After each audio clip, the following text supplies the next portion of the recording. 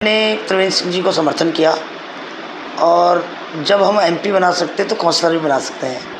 तो मैं बहुत जल्दी ही ये डिक्लेयर करूँगी कि रुड़की नगर निगम, हरिद्वार नगर निगम और ऋषिकेश जितने भी नगर निगम हरिद्वार लोकसभा में आएंगे सभी को काउंसलर लड़ाया जाएगा और अपनी पार्टी से लड़ाया जाएगा और जिला पंचायत भी लड़ाएंगे, प्रधान भी लड़ाएंगे।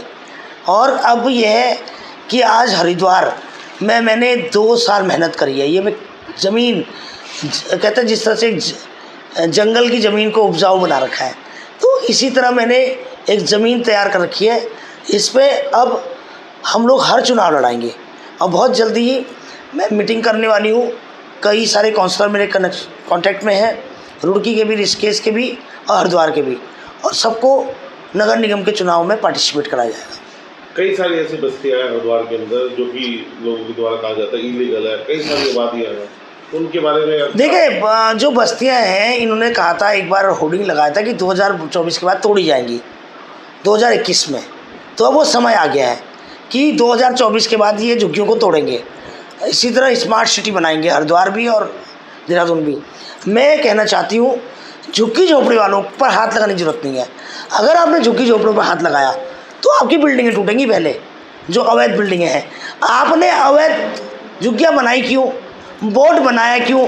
हमारी बोर्ड तो वैध है और हमारे घर अवैध क्यों? तो ये मेरा सवाल 2021 से लगातार नेताओं से है। ये नेताओं की गलती है कि भाई झुग्गियाँ आपने बनवाई, आदमी लेबरी कर कर, घर में बर्तन मांज कर, ड्राइविंग करके आदमी अपना घर में पैसा लगा रहा है, आप कैसे तोड़ दोगे उसकी? या तो उसके बदले आप 50 गज भूमि दोगे उनको, 25 गज 50 गज, तो झुग्गियों में हाथ लगा सकते हो, वरना आप झुग्गी नहीं तोड़ सकते।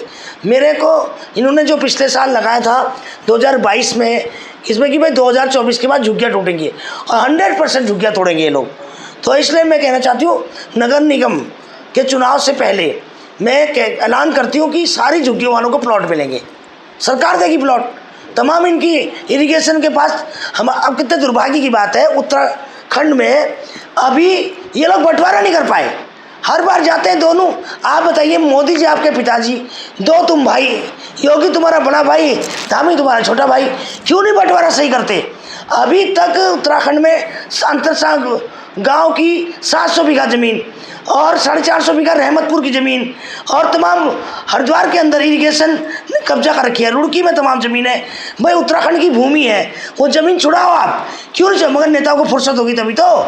और मैं कहना चाहती हूँ कि जितनी भी उत्तराखंड, अभी मैंने एक केस है सांतरसा गाँव का, मैंने बच्चों को कहा था स्टेडियम के टाइम पर जब मैं प्रोग्राम करती कि मैं यहाँ एक बड़ा स्टेडियम बनाऊँगी, तो मैं उस ज़मीन की तय पर गई, हाई कोर्ट से फेवर में हो चुका है सांतरसा गाँव। उसके बाद यूपी इरिगेशन सुप्रीम कोर्ट चली गई और यहाँ से लड़ने वाला कोई है नहीं हमारे सरकार की तरफ से।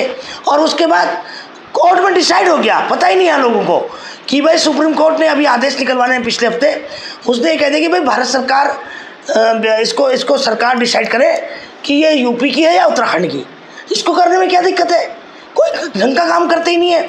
तो इसलिए मैं क्या चाहती हूँ कि जितने भी हमारे इरिगेशन डिपार्टमेंट में ज़मीनें हैं, इनमें झुग्गियों वालों को बसा दिया जाए। इनमें आप क्या कहते हैं स्टेडियम बनाओ, इसमें सार्वजनिक जो जनहित के काम हो वो करिए।